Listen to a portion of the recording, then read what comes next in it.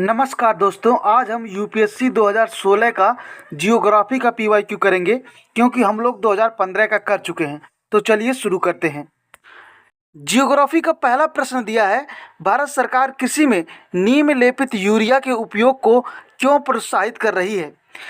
A option दिया है, मृदा में नीम के निर्मुक्त होने से मृदा सूक्ष्मजीवों द्वारा नाइट्रोजन यौगिकीकरण बढ़ता है। ये स्टेटमेंट गलत है। बी वाला ऑप्शन देखते हैं। बी वाला दिया है, नीम लेप मृदा में यूरिया के घुलने की दर को धीमा कर देता है। तो ये स्टेटमेंट बिल्कुल सही है। हम लोगों का ऑप्शन हम लोगों का हो जाएगा बी, लेकिन इसके अलावा सी और डी को भी देख लेते हैं। सी दिया है, नाइट्रस ऑक्साइड जो कि एक ग्रीन हाउस गैस है, फसल वाले खेतों में वायुमंडल में बिल्कुल भी निर्मुक्त नहीं होती। ये स्टेटमेंट गलत है। बिल्कुल भी क्यों नहीं होगा। डी वाला ऑप्शन दिया है, विशेष फसलों के लिए यह एक अपतृणनाशी और एक उर्वरक का संयोजन है। ये भी स्टेटमेंट गलत है। मैंने पहले बताया बी सही होगा। अब बी क्यों सही होगा इसको भी आप जान लीजिए कि यूरिया में 46% नाइट्रोजन होता है। आप बोरों पर देखते होंगे। सबसे ज़्यादा काम में लाया जाने वाला यह उर्वरक है। ज़मीन में डाले जाने पर यह पहले हाइड्रोलाइज्ड बनाता है, फिर अमोनिकल यानी कि NH+, फिर अमोनिकल बनाता है। उसके बाद से नाइट्राइट बनाता है यानी कि NO2 बनाता है। फिर उसके बाद से नाइट्रिफिकेशन से नाइट्राइट यानी कि NO3 बनाता है। इसके बाद यह नाइट्रिफिकेशन की प्रक्रिया तेज हो जाती है और नाइट्रोजन वायुमंडल में चली जाएगी तथा पौधे की पूर्ण यूरिया का कुशलतापूर्वक उपयोग नहीं कर पाएगा और यूरिया पर नमी के लेप से यूरिया के घुलन की दर धीमी हो जाती है, जिससे यह प्रक्रिया काफ़ी टाइम मिल जाता है और पौधों में ज़्यादा से ज़्यादा ऑब्जर्व हो पाता है। अगर हम इसके फ़ायदे की बात करें तो नीम एक प्राकृतिक कीटनाशक है और यह यूरिया की अन्य कार्यों के लिए काला बाजारी को भी रोकता है। जैसे कि उसका ज़्यादा काला बाजारी कर रहे थे लोग, तो उसको यूरिया लिप्त कर दिया ताकि वो वहाँ पर उपयोग ना हो सके, ताकि ज़्यादा से ज़्यादा लोग कृषि कार्य में इसका उपयोग कर सकें। और अभी सरकार ने 100% नीम कोटेड यूरिया का उत्पादन अनिवार्य कर दिया है। ठीक है, तो इसके साथ ही आप नैनो यूरिया के बारे में भी पढ़िएगा। चलते हैं नेक्स्ट क्वेश्चन की ओर। अगला प्रश्न दिया है, निम्नलिखित में से कौन सी ब्रह्मपुत्र की सहायक नदियां हैं। पहला दिया है दिबांग, दूसरा दिया है कामेंग और तीसरा दिया है लोहित और पूछा है कौन सा सही है। तो तीनों ही स्टेटमेंट सही हैं क्योंकि तीनों ही ब्रह्मपुत्र नदी की सहायक नदी है।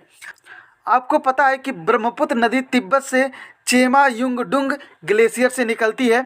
ठीक है, बांग्लादेश में जमुना के नाम से बहती है और जब ये भारत में प्रवेश करती है तो इसे ब्रह्मपुत्र के नाम से जाना जाता है। अगर हम लेफ्ट साइड की ओर चलेंगे तो ब्रह्मपुत्र की जो सहायक नदियां हैं वो हैं धनसिरी, लोहित और दिबांग। अगर राइट साइड की तरफ चलेंगे तो सुबनगिरी, कामेंग, मानस, संकोश, ये सब ब्रह्मपुत्र की सहायक नदियां हैं। तो ऐसे में हमारा ऑप्शन डी हो गया है। चलते हैं नेक्स्ट क्वेश्चन की ओर। अगला प्रश्न दिया है, भारत में जिला खनिज प्रतिष्ठान डिस्ट्रिक्ट मिनरल फाउंडेशन का क्या उद्देश्य है। पहला स्टेटमेंट इसमें दिया है, खनिज संपन्न जिलों में खनिज खोज संबंधित क्रियाकलापों को प्रोत्साहित करना। बिल्कुल गलत है क्योंकि इसका खनिज खोज से कोई संबंध नहीं है। ठीक है, यह इसलिए बनाया गया है क्योंकि वहाँ के जो लोकल लोग हैं उनके हितों को रक्षा प्रदान की जा सके। तो पहला स्टेटमेंट तो गलत हो जाएगा। अब एक जहाँ जहाँ है उसको हम डिलीट करेंगे तो हमारा एलिमिनेशन मेथड से आंसर बी आ जाएगा। लेकिन दूसरा भी देख लेते हैं। तो दूसरा स्टेटमेंट दिया है, खनिज कार्यों से प्रभावित लोगों की रक्षा करने हेतु, तो बिल्कुल सही है। तीसरा स्टेटमेंट दिया है, राज्य सरकारों को खनिज खोज के लिए लाइसेंस निर्गत करने हेतु अधिकृत करना। तो ये भी गलत है, लाइसेंस से इसका कोई संबंध नहीं है। आपको मैं बता दूं कि जिला खनिज प्रतिष्ठान यानी डिस्ट्रिक्ट मिनरल फाउंडेशन की स्थापना 2015 में करी गई थी। खनिज अधिनियम 2015 के अनुसार खनन से संबंधित कार्यों से प्रभावित प्रत्येक जिले के लिए राज्य सरकार एक अधिसूचना जारी करेगी जिसमें गैर लाभकारी निकाय के रूप में कार्य किया जाएगा। इसका उद्देश्य था कि खनन से प्रभावित स्थानीय खनन मजदूर, स्थानीय लोग, आदिवासी आदि को खनन के कारण जो प्रभावित होते हैं उनसे उनकी हितों की रक्षा की जा सके। और जो वहाँ पर प्राइवेट कंपनियाँ होंगी जो ज़िले में खनन कर रही होंगी, वो भारत सरकार का 10 से 30% उनके ऊपर खर्चा किया जाएगा, जो रॉयल्टी मिलेगी। ठीक है, चलते हैं नेक्स्ट क्वेश्चन की ओर। अगला प्रश्न दिया है, भारत के निम्नलिखित में से किस क्षेत्र में शेल गैस का संसाधन पाया जाता है। ठीक है, तो कांबे बेसिन, कावेरी बेसिन और कृष्णा गोदावरी बेसिन, तीनों में ही पाया जाता है। तो हमारा आंसर हो जाएगा डी। ठीक है, चलते हैं नेक्स्ट क्वेश्चन की ओर। प्रश्न दिया है, निम्नलिखित में से कौन सा ड्रिप सिंचाई पद्धति के प्रयोग के लाभ हैं। पहला इसमें स्टेटमेंट दिया है, खरपतवार में कमी। सही बात है, खरपतवार में कमी होती है क्योंकि इससे टारगेटेड पौधों की जड़ों पर ही पानी पहुंचता है ड्रिप सिंचाई से। तो ये स्टेटमेंट तो सही है। दूसरा स्टेटमेंट दिया है इसमें, मृदा लवणता में कमी। अब आप सोचिए कि ड्रिप सिंचाई से लवणता में कैसे कमी हो जाएगी, ये तो बिल्कुल ही गलत और बेबुनियाद बात है। तीसरा दिया है, मृदा अपरदन में कमी। बिल्कुल सही बात है, मृदा अपरदन में कमी होगी। तो हम लोग ऑप्शन देखते हैं एक बार। इसका ऑप्शन है, इसका यहाँ पे इस साइड में दिया है थोड़ा सा। तो इसका ऑप्शन दिया है, निम्नलिखित को में से कौन सही है। तो अगर हम दूसरे को निकालते हैं क्योंकि दूसरा गलत है, तो हमारा ये ऑप्शन गलत हो जाएगा, ये ऑप्शन गलत हो जाएगा, और हमारा पहला और तीसरा सही है, तो हमारा ऑप्शन सी हो जाएगा। चलते हैं नेक्स्ट क्वेश्चन की ओर। अगला प्रश्न दिया है, निम्नलिखित युग्मों पर विचार कीजिए। कुछ प्रसिद्ध स्थल के नाम दिए गए हैं और कुछ क्षेत्र दिया गया है। ठीक है, तो पहला इसमें दिया गया है बोध गया।